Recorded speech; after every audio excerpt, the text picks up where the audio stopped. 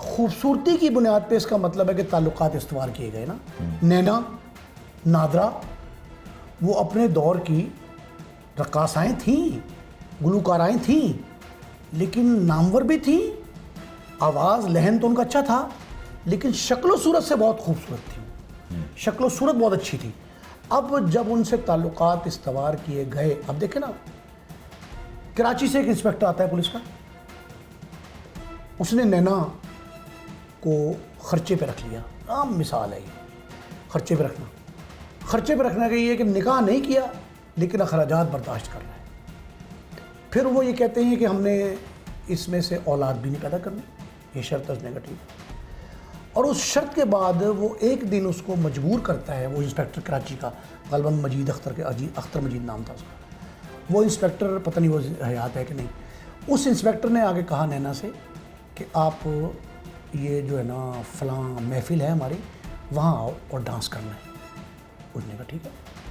वो महफ़िल में चली जाती है, परफॉर्म करती है। परफॉर्म करने के बाद जब वो वापस आती है तो रास्ते में छोड़ने आता है इंस्पेक्टर। कत्ल की वजह जो असल है, ये पसे पर्दा रही है, मैं आज इंकशाफ कर रहा हूँ। वो रास्ते में ये कहता है कि तूने आज परफॉर्म किया, लेकिन तू फ़लाँ शख्स पे निगाह ज़्यादा रखती थी मेरे बजाय, मुझे तूने कम देखा, उस पर ज़्यादा देखा कि वो ज़्यादा दौलतमंद था, तुझे पैसे दे रहा था, वो नोटों की गड्डी उसने हाथ में पकड़ी हुई थी, तो उसकी वजह से तू उससे ज़्यादा मुतवज्जो हुई। तो इस पे उनकी मुठभेड़ होती, झगड़ा होता है। इस झगड़े, और वो गुलबर्ग में एक जगह थी बेसमेंट में उसने परफॉर्म किया था। वो घर आती है, अपने घर जहाँ उतरती है, वहाँ से वो फ़ोन करती है उस शख्स को जिसका उसने नाम लिया था कि जी तेरी वजह से मेरा झगड़ा हुआ इससे। तो उसने कहा कोई बात नहीं, उसने तो ये खर्चे पे रखा था ना, मतलब रखेल समझ लो कि आप रखेल थी, तो मैं तुझे खर्चा दे दिया करूँगा।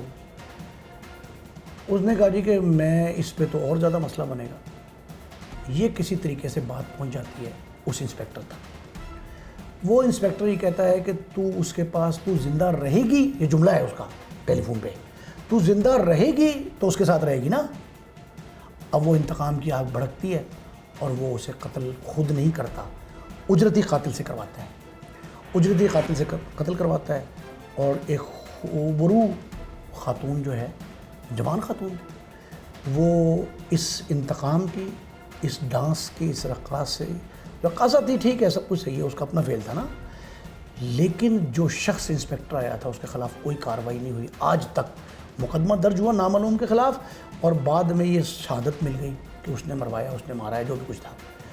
और तीसरा शख्स भी है ना, उस तीसरे शख्स को किसी ने आज तक पूछा, वो मौजूद है लाहौर में अब भी ना। उस इंस्पेक्टर को कराची वालों किसी शामिल तफ्तीश किया, कोई वाक़या नहीं हुआ। नैना जो है दुनिया से चली गई। नादरा का मामला भी इसी तरह का था, दो अफराद में झगड़ा हुआ, उसने कहा जी ये मेरी पसंद है, उसने कहा ये मेरी पसंद है, उस पर झगड़ा हुआ, नादरा भी जो है ना वो अल्लाह को प्यारी हुई। अब ये जो वाक़या डिफेंस में हुआ, ब्यूटी पार्लर चलाती थी, अच्छी एंकर थी, मीडिया इंडस्ट्री के प्रोग्राम में बैठती थी ज़ैनब, उसको जिस अंदाज से गोली मारेगी वो तो खुदा ने उस पर मुआजिज़ा किया कि बच गई, वगरना उसे गले से आर पार होना गोली। वो 100% कत्ल की नीयत थी और वो अपने तौर पे वो कत्ल करके गए थे। लेकिन मैं ये समझता हूँ कि जितने बाअसर लोग हैं उसमें, देखिए जिस खामन ने ये काम किया उसको बड़ा आसान था कि उसने खुद पसंद की शादी की है ना। अगर तो ये लड़की उसको ऑफ़र भेजती ज़ैनब कि जी आओ मुझसे निकाह कर लो, फिर तो और बात थी। जब आपने निकाह किया तो आपको पता नहीं था ये किस इंडस्ट्री की, आपने निकाह करने के बाद जो है उस पर अरसा याद तंग कर दिया, पहले झगड़ा किया, वो किया, सारा कुछ किया। अब ये जो वो उनके अहले खाना जो मुतासरीन हैं उनका वावेला बिल्कुल ठीक है, अभी अबूरी ज़मानत है। और मैं आपको वसूख से कहता हूँ, अच्छा ये भी एक तरीक़ा होता है कि ये बासर लोग जो हैं शादी ब्याह करने के बाद दौलतमंद भी होते हैं ना, ये पैसा खर्च करके पुलिस से लेके अदालत तक हर एक को ख़रीद लेते हैं एहलकार को, और उनसे मिल के बाद में सुलह का डोल डाल देते हैं आर्जी तौर पे कि चलें जी 2-4 बंदे मिले, कोई बात नहीं, बात ख़त्म करें, अल्लाह ने बचा लिया।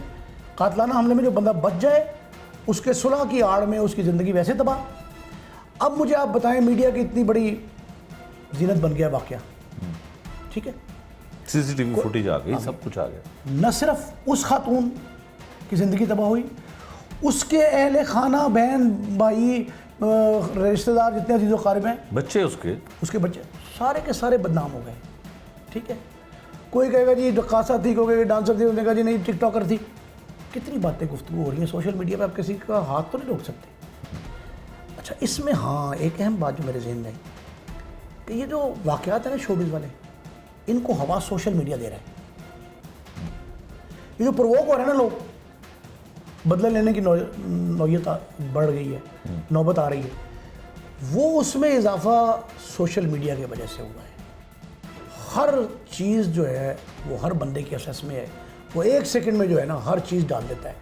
आपको पता है कि मेन स्ट्रीम मीडिया को पता सोशल मीडिया से लगा था इस पे फायरिंग का। किसी शख्स ने कहानी भी नीचे पूरी लिखी और तस्वीर भी पूरी मौके की डाली जब वो तड़प रही है, वीडियो बकायदा। बिल्कुल ऐसे ही। अब शेख साहब सोशल डिजिटल मीडिया जो है इसकी मशरूम ग्रोथ जो है, मैं समझता हूँ ये मशरूम ग्रोथ इस तरह के वाक़यात में इजाफा, इनको जन्म भी दे रही है, इनमें इजाफा भी कर रही है। तीसरा चाहिए तो ये ना कि ये एविडेंस के तौर पे इस्तेमाल हो। ये सोशल मीडिया का क्लिप जो है ये एविडेंस के तौर पर, ये नेगेटिव जाता है एविडेंस के बजाय। अदालत कहती है एडमिसिबल नहीं है कि जनाब इसमें जो है ना तब्दीली हो सकती है, आपने जो है ना उसको एडिट गलत किया है या कुछ किया है करके उसको मिक्सअप किया हुआ। एक तो ये। दूसरा अदालत ये कहती है कि ये चूंकि जब का कानून बना हुआ है, ज़ाब्ता फौजदारी ताज़ीरात पाकिस्तान, उस वक्त तो सोशल मीडिया का नामो निशान नहीं था, तो उसमें तो कहीं नहीं लिखा हम जुमा ने। ये मसाइल है। तीसरी अहम बात, जिस बंदे ने फ़ायदा उठाना है इस काम से, उसने इसको बेताशा वायरल करना है।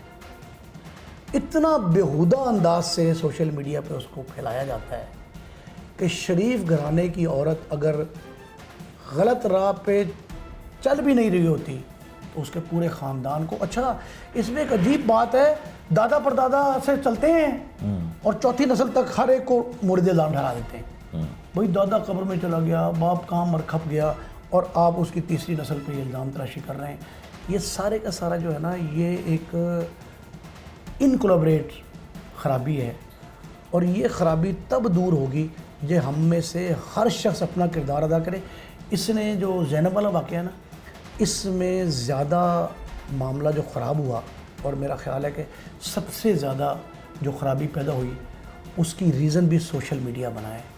और आप ये देख लें कि बाज़ औक़ात सोशल मीडिया पर चलने वाली बातें जो है ना वो मुद्दई फ़रीक़ को, मुतासर फ़रीक़ को और मुल्ज़म फ़रीक़ को, दोनों को प्रोवोक कर रही होती हैं।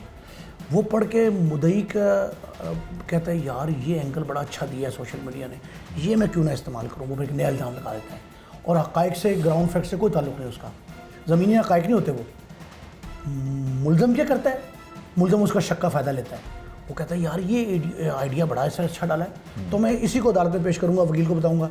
अब आगे से उस पर जो है ना सोने पे सागा वकील साहब बैठे हुए हैं। वकील साहब आपको एक ऐसा आइडिया देंगे, आप उसमें बैठ के और जो है ना नया वो चला रहे होंगे कि जनाब ये देखिए जी ये ज़ैनब पे जो फायर हुआ है उससे पहले तो इनके कॉर्डियल माहौल था, ये तो बड़े अच्छे मियाँ बीवी के तौर पर रह रहे थे, बच्चे भी बड़े खुश थे, मफलूकुल हाली भी कोई नहीं थी, खुशहाली थी। और फिर एक सोशल मीडिया पे क्लिप चल रहा है कि जी वो उसने असासे भी गाड़ी भी लेके दी थी मियाँ ने, फलां भी दिया था। अब उसके डिफेंस में एक चीज़ मिल गई, लगाया सोशल मीडिया ने। अब कल को अदालत में जब केस जाएगा, ट्रायल चलेगा, घर का भी जिक्र हो रहा है, गाड़ी का भी जिक्र हो रहा है,